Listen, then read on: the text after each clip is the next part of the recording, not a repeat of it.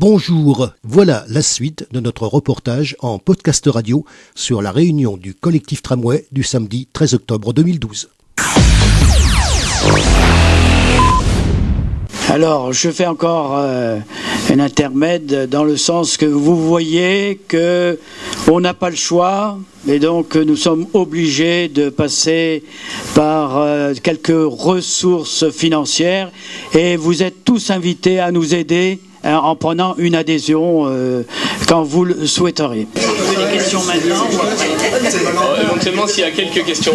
Monsieur, une question. J'ai bien compris, vous disiez qu'il y avait à peu près 90% de chances que la décision qui allait être prise le 9 novembre soit favorable au collectif. Donc on peut penser que les deux étapes qui s'aimeraient suivre soient engagées non pas par le collectif, mais par PPM, si j'ai bien compris. Oui, c'est évident, hein, c'est évident. Mais bon, il reste quand même, nous sommes confiants, hein, il vient de le démontrer, mais il reste quand même les 10%. Hein, bon.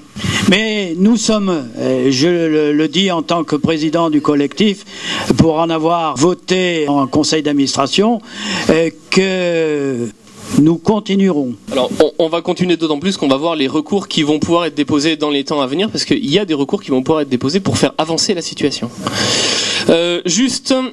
Oui, vas-y Jean-Pierre. Posé qu'on ait gain de cause le 9 novembre et que le président du tribunal reprenne les termes de la rapporteuse,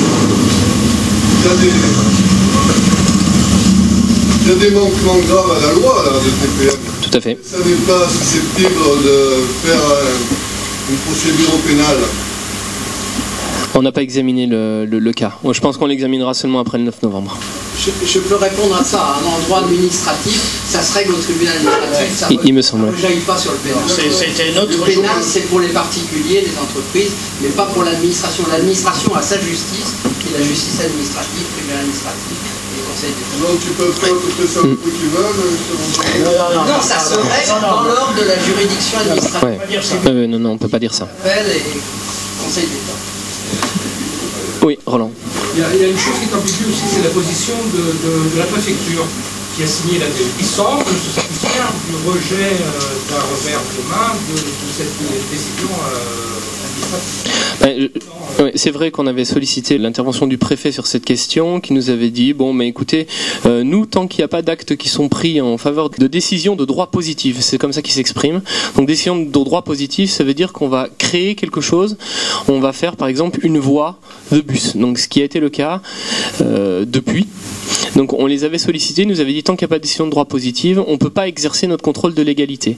Maintenant, avec l'avis du rapporteur public, on va retourner le voir avec le collectif Tramway, et on va lui demander d'exercer son contrôle de légalité.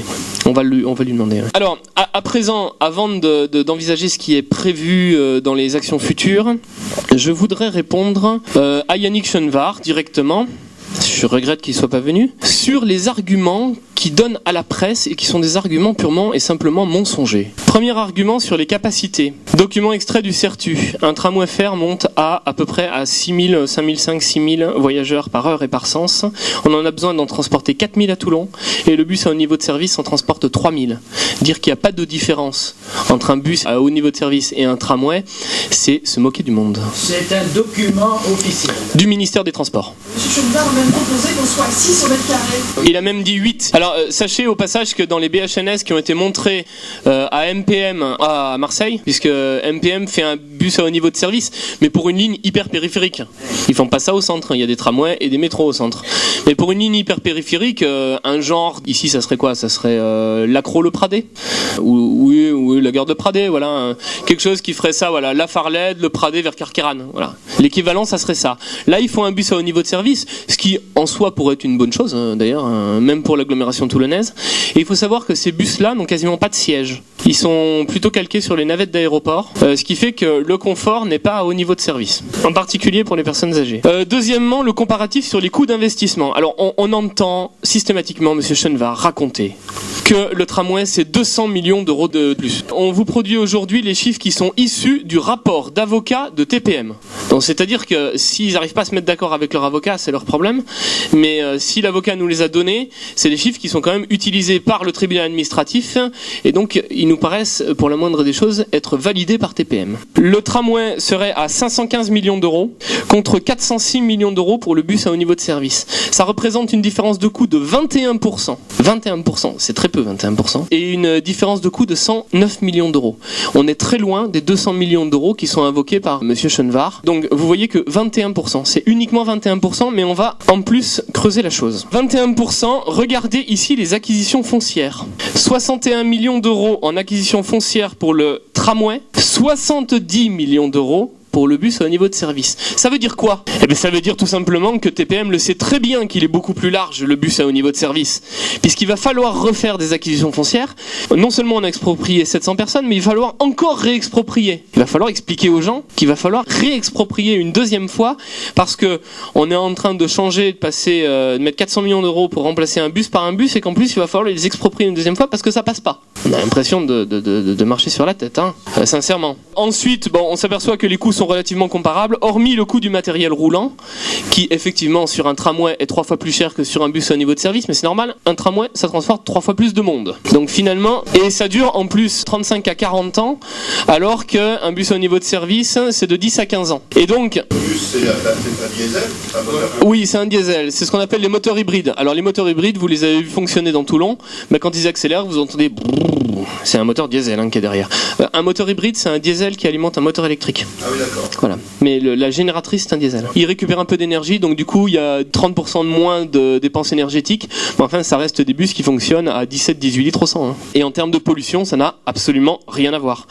Sachant que vous avez pu le voir ces derniers jours, Toulon a été classé pour une fois dans le haut du classement des villes de France, puisqu'on est 5e en matière de pollution en France. Bon, dans le mauvais sens du classement, mais...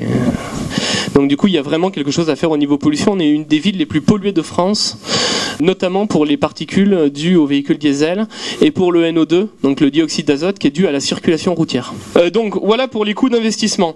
Alors vous allez me dire, bon très bien, il y a 109 millions d'euros. Mais on a une bonne nouvelle à annoncer à Monsieur Falco. On a une excellente nouvelle à lui annoncer, puisqu'il y a un 3e appel à projet Grenelle Environnement qui est paru il y a une semaine. Il est annoncé depuis une semaine sur le portail du gouvernement concernant les transports urbains. Un 3e appel à projet sera engagé au premier semestre 2013. Alors qu'est-ce que c'est que l'appel à projet ? C'est dans le cadre du Grenelle de l'environnement, il y en a déjà eu 2. Donc en gros, il y a un engagement qui a été pris de taxer la circulation des camions pour émissions polluantes, qui permet d'engranger des recettes. Et ces recettes sont reversées pour la création de transports en commun en site propre, là où il y en a besoin, évidemment, et des transports adaptés aux besoins, avec des subventions qui sont relativement importantes. Alors je vous en ai mis 2. Les subventions potentielles qu'on pourrait récupérer, c'est 50 millions d'euros pour un tramway. Nice a récupéré 54 millions d'euros sur le 2e appel à projet pour sa 2e ligne. Et 5 millions d'euros pour un BHNS. Et oui, Cannes a récupéré 5 millions d'euros. Alors si vous venez mettre cette différence de 45 millions d'euros en déduction des 100 millions d'euros d'écart, vous apercevez qu'on a effacé la moitié de la différence. Donc ça veut dire qu'aujourd'hui, on est en train, à Toulon, de faire le choix d'un bus pour remplacer un bus pour 1 000 euros par personne, le tout pour 50 millions d'euros d'écart, soit 10% du prix du projet. Mais on nage en plein délire. C'est complètement invraisemblable. C'est une position qui peut pas être défendue devant personne, c'est pas possible. Ou alors que M. Schoenvar vienne ici la défendre face à nous. Voilà, mais ça, il a jamais eu le courage de le faire. Donc là-dessus, je pense que la question des coûts, elle est très claire. Et on doit certainement ajouter que le coût du tramway là a été mis au maximum pour la comparaison. Oui, en plus. Alors attendez, parce que c'est pas tout. On va aller sur le coût de fonctionnement maintenant. Il est annoncé par le CERTU. Alors Monsieur Schoenvar nous l'annonce à tue-tête en disant « Regardez, un tramway c'est plus cher qu'un BHNS en fonctionnement. 5 à 7 euros du kilomètre contre 3,5 à 5 euros du kilomètre. » Est-ce que vous imaginez vraiment que c'est par personne ça, 7 euros du kilomètre ? Non, ça vaudrait mieux pas. Hein. Parce que sinon ça finirait par coûter cher. Hein. Et évidemment, c'est un coût par rame. Mais ça, je crois qu'il n'a pas compris. C'est un coût par rame. Et dans une rame de BHNS, on met 120 personnes. Dans une rame de tramway, on en met 300. Et donc, on fait le coût par passager transporté. Il n'est pas compliqué, hein. 6, j'ai pris un coût moyen, divisé par 300, égale 2 centimes d'euros par passager par kilomètre. 4,8, pareil, on prend un coût moyen, mais je l'ai pris relativement proche de 5 parce qu'il faudra des BHNS de grande capacité, donc c'est normal. 4,8 divisé par 120 passagers égale 0,04 € par passager et par kilomètre. Et voilà où elles sont les économies. Les économies, c'est le tramway, les économies. Parce que ça, autant l'investissement, c'est payé éventuellement par des subventions d'État, des choses comme ça, des subventions du Grenelle. Mais ça, c'est nos impôts. C'est nos impôts tous les ans. Et donc ça veut dire quoi? Ça veut dire que M. Schoenvar, en ce moment, il est en train de faire le choix de nous dire qu'on va payer 2 fois plus d'impôts dans les années qui viennent pour financer son bus qui ne sert à rien à la place du tramway. Mais concrètement, c'est ça qui se trame. Et donc, c'est complètement inacceptable. Oui, le bus à haut niveau de service, il est beaucoup plus cher. Et les 50 millions d'euros qu'il y a d'écart si on retire la subvention du Grenelle de l'environnement, ils seront très vite effacés, puisqu'on est sur un coût d'exploitation environ 10 millions d'euros par an sur la ligne de tramway, contre 20 millions d'euros par an sur la ligne de BHNS. C'est-à-dire qu'en même pas 5 ans, on aura effacé la différence de coût initial. D'ailleurs, le CERTU le dit très clairement. Ils disent que la différence de coût initial est très rapidement effacée au fonctionnement. Et donc, oui, il faut le dire. Oui, j'insiste auprès des journalistes. Le bus à haut niveau de service est 2 fois plus cher que le tramway.